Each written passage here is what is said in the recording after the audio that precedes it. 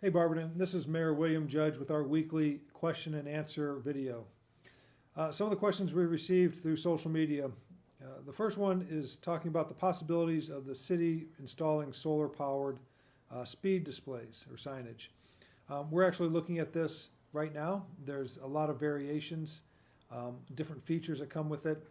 You've seen these in other communities, and we've been looking at this for quite a while. So we're actually in the process of purchasing several signs. We'll have those put up here soon as they come in, and then kind of assess it and move on throughout the city and see where else we can put these light displays. I know speed has been a big issue, and this is one of the ways that we can help curtail speeding throughout town with these digital solar speed displays. So be on the lookout for those. Second question, concerning our street paving program throughout town. How do the residents know when the street paving is going to start?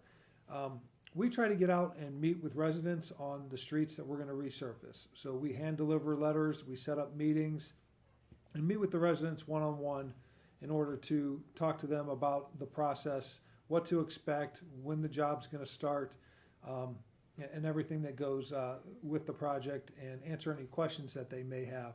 So we're still doing that.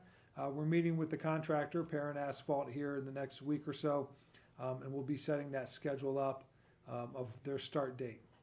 Very exciting. We're touching 19 streets this year as part of the residential program.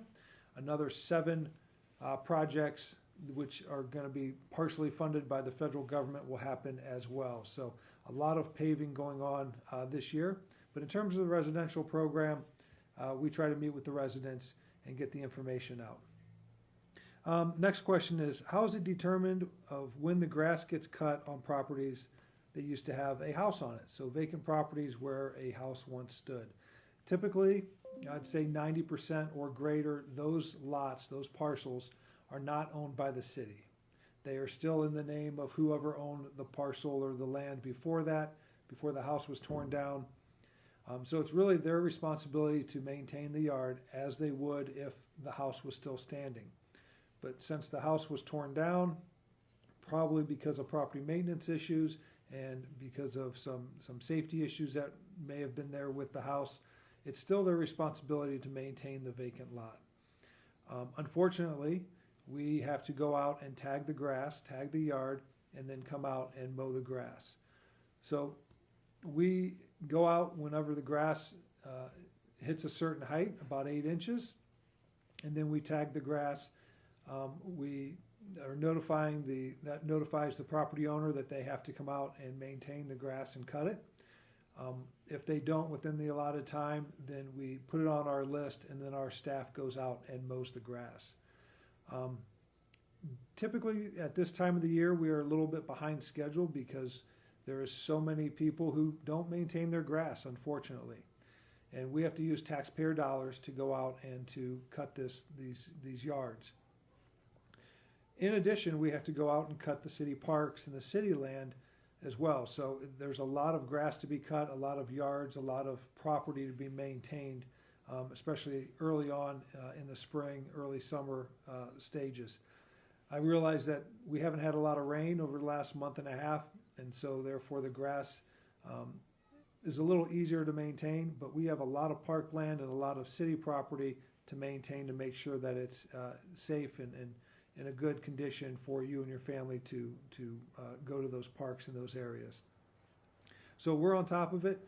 We're cutting the grass, and we're doing the best we can. Ask for your patience, and I appreciate your patience as we go through this process. Next question concerning why isn't Barberton enforcing the no parking ban when it comes to street sweeping? So unfortunately, our street sweeper has been broken and out of service. We expect it to be back in service next week. Therefore, if the street's not being swept, we don't want to penalize people who are parking in the street if the street's not being swept. But in the same respect, once the street sweeper is up and running, if you park in the street during those allotted days, you will be ticketed. So street sweeper should be back and functioning next week. So therefore, if you're parking in the street, please move your car on that designated day. Next question. Can something be done about the single set of railroad tracks by Scoops?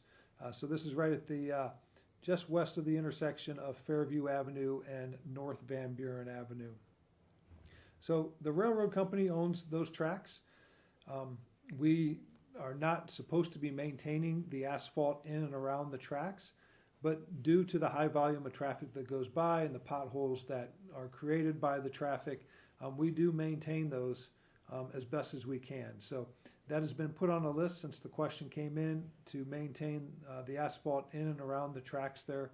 And we continue to work with the railroad to make sure that they're doing that as well, since it is really their property, but a lot of our vehicles are going over those tracks.